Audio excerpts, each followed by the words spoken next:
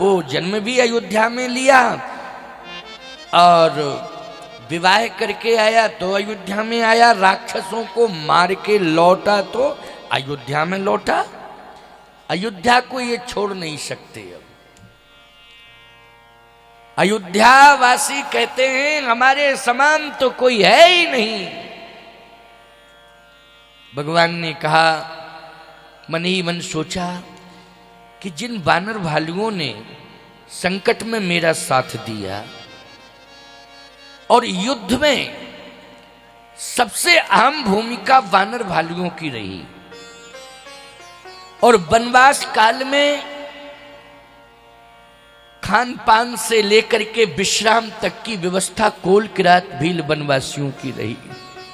क्यों भाई, रही कि नहीं रही? खान पान विश्राम इन सब की व्यवस्था किसने की? कोल किरातों ने की, वनवासियों ने की, गिरवासियों ने की। युद्ध में सबसे अहम भूमिका वानर भालुओं की रही। लेकिन अयोध्यावासी आज इस बात का अभिमान कर रहे हैं कि हमारे समान कोई दूसरा प्रिय है ही नहीं। भगवान श्री राम ने अयोध्या में पहुंचकर इस बात को स्पष्ट कर दिया। अयोध्यावासी सब मिलने के लिए खड़े थे कि प्रभु राम आ रहे हैं, तो सभी मिलने के लिए भगवान से व्यग्र हैं कि हम कैसे भगवान राम से मिलें। राम जी पहले हमसे मिले हैं, फिर कोई कहता हमसे मिलें, हमसे मिलें। यद्यपि भगवान सबसे मिले हैं, लेकिन इनके मन का भ्रम कैसे दूर हो, इस बात पर हमें विचार करना है। जैसे धर्मश्री में कथा हो रही है और धर्मश्री के लोग कहें कि हम लोगों ने सबसे बढ़िया कथा कराई और महाराज जी ने सबसे ज्यादा समय हमें दिया है। इसका अर्थ ये नहीं कि हम किसी को समय नहीं देंगे। इसके पहले भी मैंने समय दिया, इसके बाद भी मैं समय दूंगा। और ये सत्य है कि जहां जहां कथा हुई है वहां के लोगों को धर्मश्री से जोड़ूंगा और जहां जहां कथा होगी वहां भी धर्मश्री को जोड़ूंगा। एक क्षेत्र होगा, राम कथा एक परिवार होगा। राम कथा एक परिवार होगा। हर गांव गांव का व्यक्ति जुड़े राम से और राम की कथा से। क्यों भाई, मेरा तो यही संकल्प है, यही संकल्प मेरा रहेगा। कथा जोड़ने के लिए है, गांव गांव जुड़ेगा कथाओं से। और आज हजारों की संख्या में आप यहां सुनने आए, जहां भी कथा हो वहां भी आप सुनने जाएंगे, क्योंकि उस कथा को आप अपना मानेंगे। देखो यहां रहलई में मेरी कथा हुई, बैठे हैं रहलई के धर्मेंद्र जी बैठे हैं और सभी लोग आए हैं। अच्छा, मिहावा में मेरी कथा हुई, मिहावा से लोग आए हुए हैं। मेरी कथा नयावास तो नहीं हुई, लेकिन नयावास का सबसे ज्यादा सहयोग श्रोताओं का रहा मिहावा में, रहलई में, और यहाँ भी सुनने में नयावास के लोग बैठे हुए हैं। आगरा से लोग आए हुए हैं, प्रतिदिन आ रहे हैं। आज वटेश्वर से आए हुए हैं हमारे शिष्य लोग बैठे हुए हैं। कितनी दूर दूर से चल के आ रहे हैं, सोचिए जरा, वटेश्वर से। और सोचिए, केवल वटेश्वर नहीं, हाथरस भी यहां से थोड़ा दूर ही पड़ता होगा मुझे लगता है, वहां से भी लोग सुनने आ रहे हैं। और ग्वालियर के पास एक गांव है, मुरैना ग्वालियर के बीच में, दो व्यक्ति वहां के भी आए हुए हैं कथा सुनने के लिए। अब बताइए, ग्वालियर भी यहां से लगभग मुझे लगता है 100 किलोमीटर से कम नहीं होना चाहिए। क्यों होगा ना 100 किलोमीटर, 100-200 किलोमीटर से चलकर लोग यहां आ रहे हैं कथा सुनने के लिए। इसका मतलब यह है कि उनको कथा से प्यार है, कथा से प्रेम है।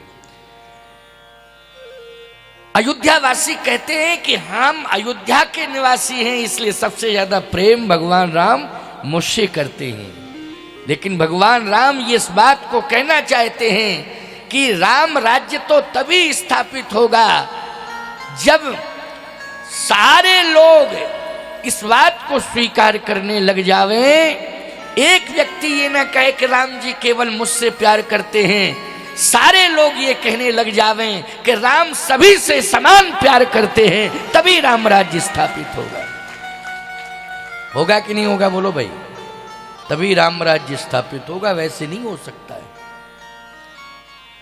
ठीक इसी प्रकार से पूरा गांव, पूरा क्षेत्र पहले प्रेम का संदेश प्रसारित करे, और जब प्रेम का संदेश प्रसारित हो जाएगा तो निश्चित रूप से रामराज्य आएगा ही आएगा। मैं कहता हूं सरकार भले ही रामराज्य लाने में अभी सफल नहीं हो पा रही है, कोशिश तो जारी है कि रामराज्य को लाना है, रामराज्य को लाना है, लेकिन कहीं ना कहीं कोई बाधा खड़ी हो रही है, क्योंकि कानूनी तरीके से, संवैधानिक तरीके से हिंदू राष्ट्र घोषित नहीं हो पा रहा अभी। बोलो हो पा रहा है क्या? जल्दी बोलो। हिंदू राष्ट्र हम मानते हैं, हिंदू राष्ट्र होना चाहिए, लेकिन घोषित नहीं हो पा रहा ना, कहीं ना कहीं अड़चले हैं निश्चित रूप से। जब हिंदू राष्ट्र ही घोषित नहीं हो पा रहा है तो राम राज्य कैसे आएगा?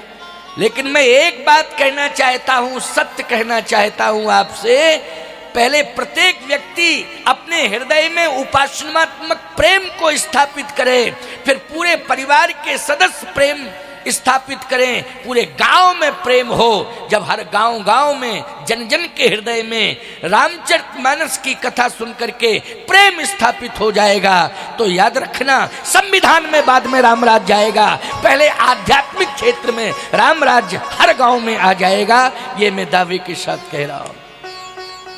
भगवान राम ने सिंहासन पर बैठने के पहले एक संदेश दे दिया, तब सिंहासन पर बैठे। राम के बैठने का अर्थ है सिंहासन पर राम राज्य जाना, लेकिन राम राज्य तो पहले ही आ गया। पहले कहां आया राम राज्य? सोचो जरा, विचार करो। भगवान श्री राम ने राम राज्य अभिषेक के पहले दो पर जोर दिया। ये राक्षस मर गए इसलिए राम राज्य आ गया? नहीं नहीं नहीं नहीं, राक्षसों के मरने से राम राज्य आया? नहीं नहीं, ऐसा नहीं कहा जा सकता है।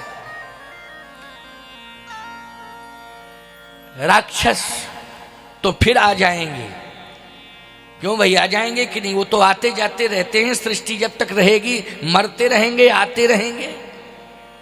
आसुरी प्रवृत्ति और दैवी प्रवृत्ति, ये दो प्रवृत्तियां हैं, ये आमने सामने रहेंगी। आसुरी प्रवृत्ति और दैवी प्रवृत्ति आमने सामने रहेगी। कभी कभी समय जब बदलता है ना प्यारे, तो फिर आसुरी प्रवृत्ति हावी हो जाती है दैवी प्रवृत्ति पर, लेकिन जब समय बदलता है ना, परिवर्तन होता है ना, तो आसुरी प्रवृत्ति नष्ट हो जाती है, दैवी प्रवृत्ति का ही साम्राज्य छा जाता है। बोलो छा जाता है कि नहीं छा जाता है? इस समय जितने गुंडे बदमाश थे सबका पता ही नहीं चल रहा कहां चले गए। क्यों? समय की बात है? नहीं भी, सड़कों पे इंसान का चलना मुश्किल हो रहा था। बोलो हो रहा था कि नहीं? सड़कों पर इंसान का चलना मुश्किल हो रहा था प्यारे, लेकिन समय बदला तो ईमानदारी से बताओ देखने को मिला कि नहीं मिला? होता रहता है, सिस्टम है। आज जितने देवता रावण को देख करके रावण आवत सुनो सकोहा देवन तक मेरे गिर खोहा, रावण मरा, राक्षस मरे, वो सभी देवता सामने आ गए सामने सब। पहले पता ही नहीं चलता था देवता कहां चले गए, और आज पता नहीं चल रहा है कि गुंडे कहां चले गए। समय बदल गया। क्यों भाई बदल गया कि नहीं? ये पता ही नहीं चल रहा है कि गुंडे गए कहां चले गए। उनको जगह नहीं मिल रही है रहने के लिए, कहां रहे।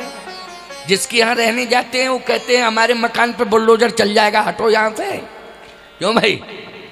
बुलडोजर चल जाएगा, हटो यहाँ से, हम मकान को गिरवावे अपने तुमको रख के। तो सीधी सी बात यह है, मेरी कहने का तात्पर्य है कि आसुरी प्रवृत्ति और दैवी प्रवृत्ति, असुर ज्येष्ठा, कभी कभी आसुरी प्रवृत्ति ज्येष्ठ हो जाती है, ज्येष्ठ मानी बलिष्ठ हो जाती है। आज तो अयोध्या में क्या सर्वत्र देवी प्रवृत्ति का साम्राज्य आ गया कि नहीं? सब समाप्त हो गए, आश्री प्रवृत्ति वाले कोई नहीं बचा। लेकिन एक सोच वो क्या थी, सुनिए जरा। अयोध्या वासियों ने देखा कि भगवान के साथ कुछ आए हुए हैं, राम जी के साथ कुछ आए हुए हैं। वो कौन आए हैं? सुग्रीव जी थे, विभीषण जी थे, अंगद जी थे, जामवंत जी थे, नलनील थे, गय गवाक्ष थे, पद्म 18 जूथब बंदर सब थे, सब थे। ये बड़ी भीड़, पद्म 18 जूथब बंदर, बंदर ही बंदर अयोध्या में दिखाई दे रहे हैं। लेकिन डिसिप्लिन क्या दिखाई दिया, सही बताओ?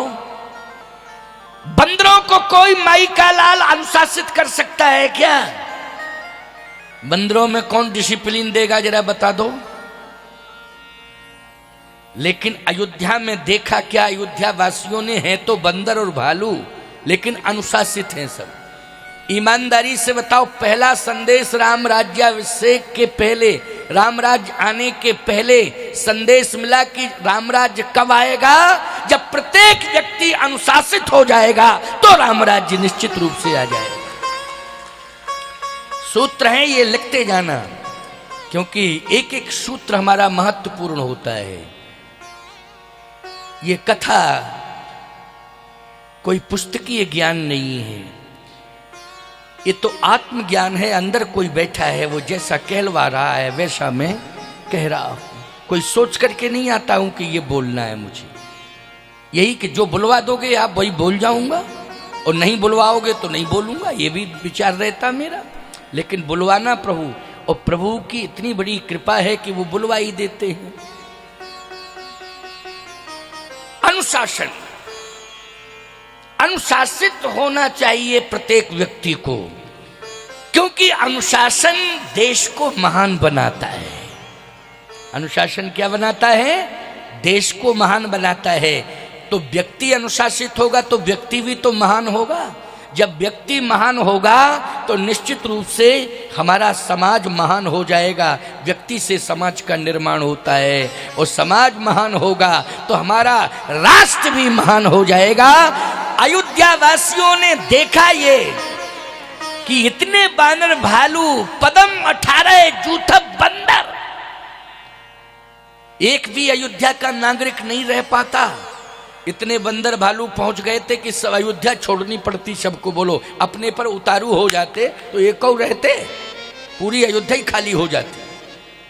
क्योंकि लंका वालों से पूछो कि बंदरों ने क्या दुर्दशा कर दी उनकी। इनके पास अस्त्र शस्त्र नहीं था, केवल दांत और नाखून। दांत थे, और बंदरों के पास दो ही होते हैं, क्या? हाँ, नाखून और दांत, ये दो ही होते हैं, दो ही थे। इनके पास कोई शस्त्र नहीं था। राक्षसों के पास तो बड़े बड़े हथियार थे, बड़े बड़े शस्त्र थे, लेकिन फिर भी भागे। रावण ने कहा, क्यों आ गए हो? शस्त्र का प्रयोग क्यों नहीं किया? कहे, शस्त्र का प्रयोग हम एक पर करते हैं तो पहली बात तो यह है कि हमारा निशाना ही चूक जाता है, लेकिन जिस पर हम करते हैं, फिर जब वो मुझे पकड़ता है, मेरे ऊपर आक्रमण करता है, तो क्या करें? मारता अलग है और काटता अलग है। दोनों एक ही बंदर एक साथ दो काम करते, मारे और काटे। मरकट इनका नाम इसलिए कि मारे अलग और काटे अलग, एक ही साथ। इसलिए भयंकर स्थिति है, मुश्किल है कि हम राक्षस कहीं सफल हो जाएं, मुश्किल है। इनका तो साहस ही टूट गया। लेकिन अयोध्या में जब ये पहुंचे तो विचारवान श्रोताओं, विचार करना, राम के विरोधियों को सबक सिखाने में वानरों की क्या भूमिका रही, लेकिन अयोध्या वासियों को अनुशासन दिखाने में भी महत्वपूर्ण भूमिका वानर भालुओं की रही। बोलो, रही कि नहीं? अब अयोध्यावासी देख रहे हैं सब, राम जी से पूछ रहे हैं कि ये कौन है, कौन है। अब राम जी चुप। वशिष्ठ जी ने कहा राम बता दो कौन है ये, बता दो, परिचय दे दो, परिचय देने में क्या दिक्कत है, बताओ। अब वशिष्ठ जी महाराज गुरु जी हैं, कहेंगे तो बोलना तो पड़ेगा ही। सामान्य के उसमें तो भगवान चुप रह गए, लेकिन जब पूछा वशिष्ठ जी ने कहा नहीं नहीं सब पूछ रहे हैं, मैं भी पूछ रहा हूं ये हैं कौन। क्या परिचय दिया। भगवान राम कहते हैं यही सब सखा, ये सब हमारे सखा हैं। सखा बोलो, बानरों को क्या कह रहे हैं, सखा। यही सब सखा सुनहु मुनि मेरे, भयउ समर सागर कहबेरे। ये जितने भी मेरे साथ आए हैं मेरे सखा हैं सब। अच्छा भैया एक बात बताओ, भगवान राम ने सबसे पहले जब जन्म लिया, जन्म लेने के बाद सखा किसे बनाया था बोलो। अयोध्या वासियों को बनाया था। किसको सखा बनाया था। आखिर जन्म अयोध्या में लिया तो सखा कहां बने थे, अयोध्या में बने थे। लेकिन वही सखा खड़े हैं सामने जो बचपन के सखा थे। भगवान कह रहे यही सब सखा सुनहु मुनि मेरे, भयउ समर सागर कहबेरे। ये विपत्ति के साथी हैं। ये जो सखा है मेरे साथ आए हैं ये विपत्ति के साथी हैं। सच्चा सखा कौन होता है जल्दी बोलो। जो विपत्ति में साथ दे वो होता है सच्चा सखा।